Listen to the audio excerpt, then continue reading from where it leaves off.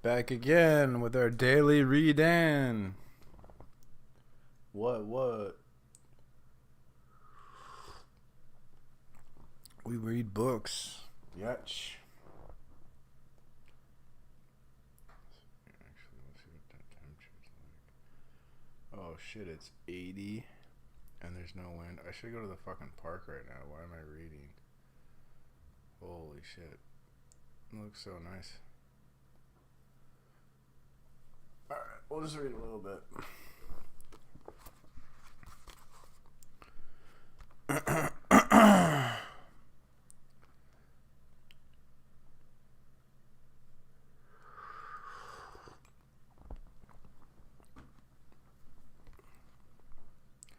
Vertical and horizontal propaganda. Classic propaganda, as one usually thinks of it, is a vertical propaganda, in the sense that it is made by a leader, a technician, a political or religious head who acts from the superior position of his authority and seeks to influence a crowd below. Such propaganda comes from above. It is conceived in the secret recesses of political enclaves. It uses all technical methods of centralized mass communication. It envelops a mass of individuals, but those who practice it are on the outside. Let us recall here the distinction, cited above, made by Lasswell between direct propaganda and effect propaganda. The both are forms of vertical propaganda. One trait of vertical propaganda is that the propaganda remains alone even though he is part of the propagandee. One trait of vertical propaganda is that the propagandee remains alone even though he is part of a crowd. Okay, well, we disconnected there. I don't know where.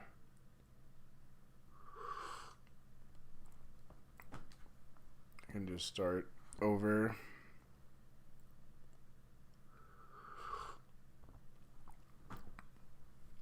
Okay, well.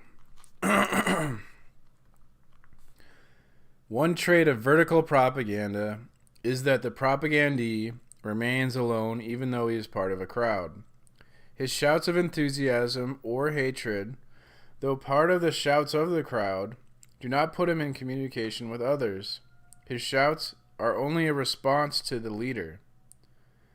Finally, this kind of propaganda requires a passive attitude from those subjected to it.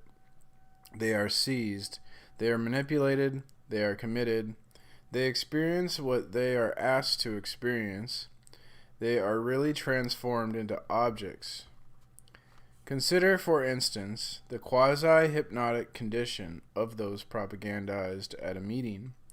There, the individual is depersonalized.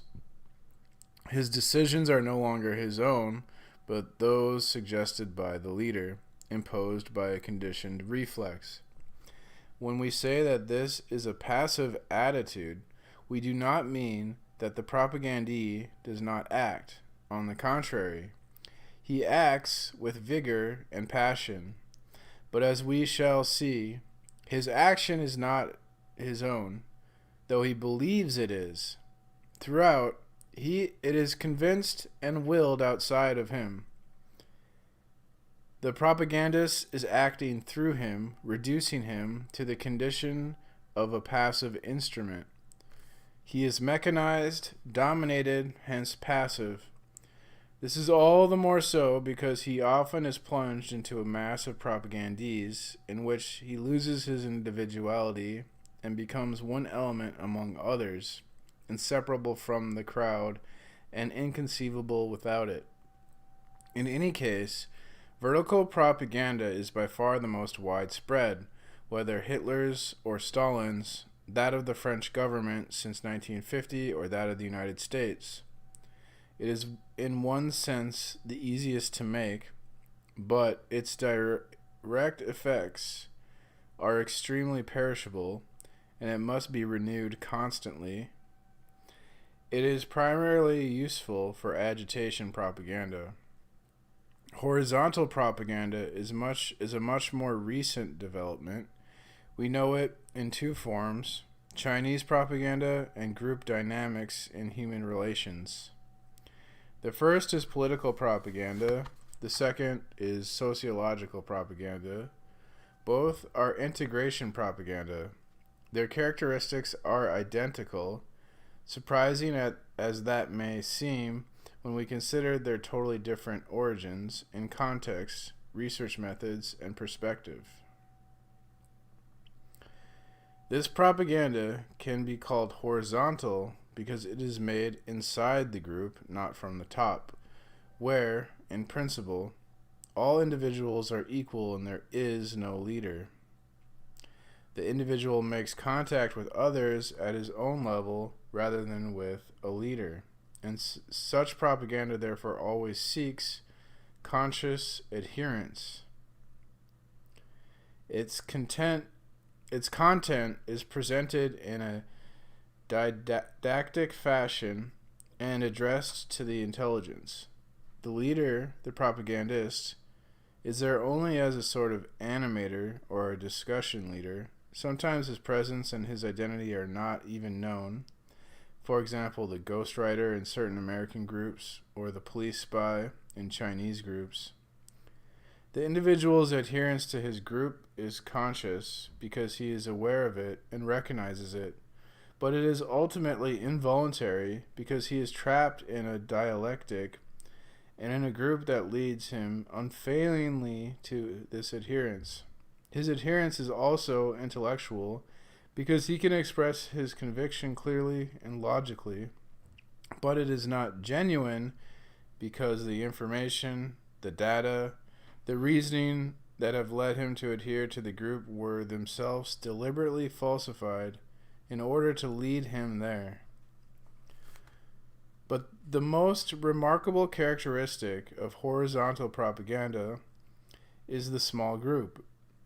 The individual participates actively in the life of this group, in a genuine and lively dialogue.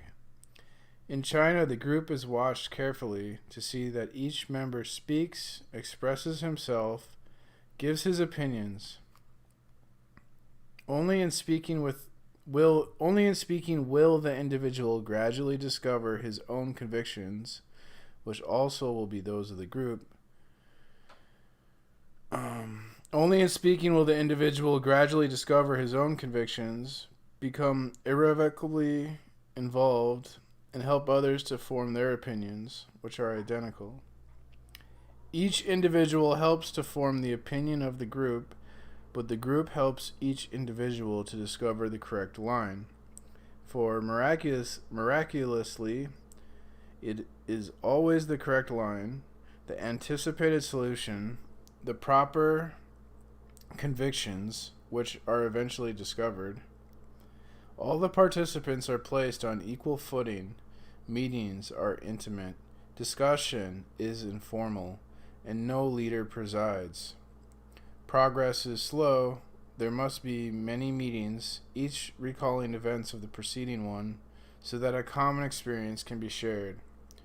To produce voluntary rather than mechanical adherence, and to create a solution that is found by the individual rather than imposed from above, is indeed a very advanced method, much more effective and binding than the mechanical action of vertical propaganda. When the individual is mechanized, he can be manipulated easily, but to put the individual in a position where he apparently has freedom of choice and still obtain from him what one expects is much more subtle and risky. Vertical propaganda needs the huge apparatus of the mass media of communication. Horizontal propaganda needs a huge organization of people. Each individual must be inserted into a group, if possible into several groups with convergent actions. The groups must be homogeneous, specialized, and small. 15 to 20 is the optimum figure to permit active participation by each person. The group must comprise of individuals of the same sex, class, age, and environment. Most friction between individuals can then be ironed out and all factors eliminated which might distract attention, splinter motivations, and prevent the establishment of the proper line.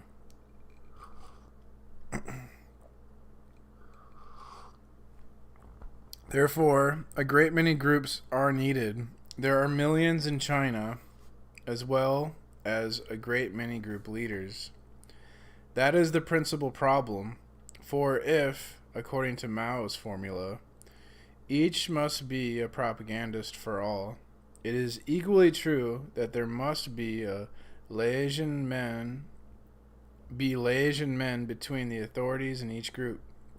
Such men must be unswerving, integrated into the group themselves, and must exert a stabilizing and lasting influence. They must be members of an integrated political body, in this case, the Communist Party. This form of propaganda needs two conditions. First of all, a lack of contact between groups. A member of a small group must not belong to other groups in which he would be subjected to other influences. That would give him a chance to find himself again, and with it, the strength to resist. This is why the Chinese communists insisted on breaking up traditional groups, such as the family. A private and heterogeneous group, the family is a tremendous obstacle to such propaganda. That's why they're attacking the family.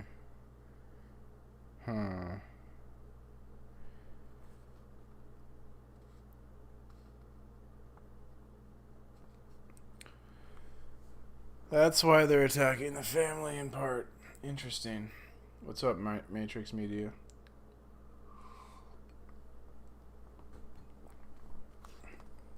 In China, where the family was still very powerful, it had to be broken up. The problem is very different in the United States and in Western societies. There, the social structures are sufficiently flexible and disintegrated to be no obstacle. He's saying the families are already fucked in the West. It is not necessary to break up the family in order to make the group dynamic and fully effective. It is not necessary to break up the family in order to make the group dynamic and fully effective. That the family already is broken up. Oh, the family in the West is already broken up. Yeah, true. It is no longer it no longer has the power to envelop the individual. It is no longer the place where the individual is formed and has his roots. The field is clear for influence of the small groups. He's saying our families in the West are destroyed, so then these small faggot groups become our family and influence us like families used to and should, and that these groups are controlled by fucking propagandists. So that is why they've destroyed our families. To make us susceptible to propaganda?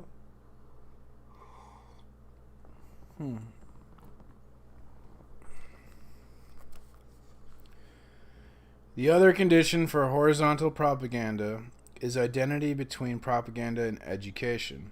The small group is a center of a total moral, intellectual, psychological, and civic education. But it is primarily a political group, and everything it does is related to politics. Education has no meaning there except in relation to politics. This is equally true for American groups, despite appearances to the contrary. But the term politics must be taken here in its broadest sense. The political education given by Mao is on the level of catechism, which is most effective in small groups. Individuals are taught what is to be a member of a communist society, and though the verbal factor is important, the propaganda seeks above all to habituate the group members to a particular new behavior, to instill belief in a human type that the propaganda wishes to create, to put its members in touch with reality through group experience. In this sense, the education is very complete, with complete coordination between what is learned intellectually and what is lived in practice. Obviously, no political instruction is possible in American groups. All Americans already know the great principles and institutions of democracy. Yet these groups are political. Their education is specifically democratic, that is to say, individuals are taught how to take action and how to behave as members of a democracy. It is indeed a civic education, a thorough education addressed to the entire man. These groups are a means of education, but such education is only one of the elements of propaganda aimed at obtaining adherence to a society, its principles, its ideology, and its myths, and to the behavior required by the authorities. The small groups are the chosen place for this active education, and the regime employing horizontal propaganda can permit no other style or form of instruction and education than these. So all the internet is fucking... This is sounding a lot like the fucking internet. Horizontal propaganda. Internet is like horizontal propaganda on steroids, because we're all these little small groups. So all these little small groups and communities, I think they're all fucking controlled by these government liaisons that he's talking to. That's why you get like... Yes. There are fucking government agents in all these small groups guiding this shit.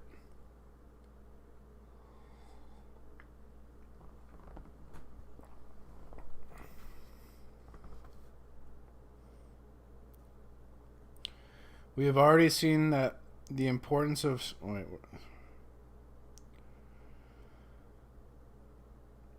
the small groups are the chosen place for this active education, and the regime employing horizontal propaganda can permit no other style or form of instruction and education than these.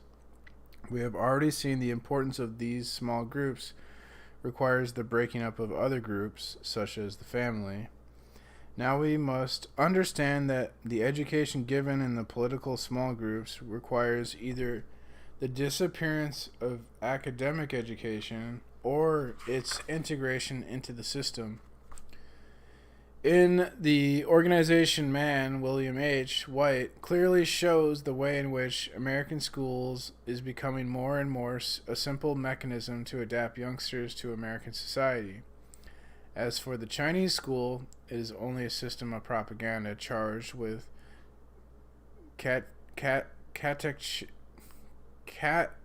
catechizing children while teaching them to read. What is catechizing?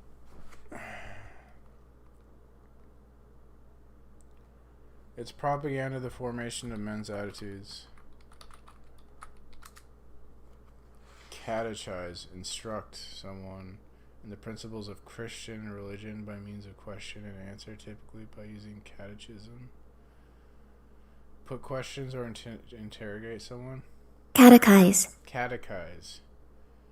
Is that fucking Socrates bullshit? Catechize? What does it mean to be catechized? To instruct systematically, especially by questions, answers, and explanations, and corrections specifically, to give religious instruction. It sounds like Socrates. Or like the Socratic method.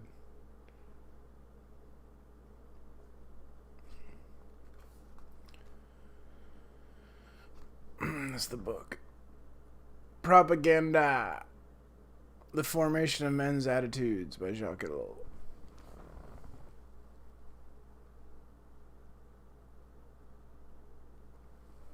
We also got the Technological Society. I'm going to read that next. Horizontal propaganda thus is very hard to make, particularly because it needs so many instructors, but it is exceptionally efficient through its meticulous encirclement of everybody, through its effective participation of all present, and through their public declarations of adherence. It is Peculiarly, a system that seems to coincide perfectly with egalitarian societies claiming to be based on the will of the people and calling themselves democratic. Each group is composed of persons who are alike, and one actually can formulate the will of such a group. But all this is ultimately much more stringent and totalitarian than explosive propaganda. Thanks to this system, Mao has succeeded in passing from subversive propaganda to integration propaganda. And I think I'm going to call it there because it's fucking nice as shit outside and I want to get to doing other things. And we'll read more in the future because reading makes us better than other people, since 99% of people don't even fucking read.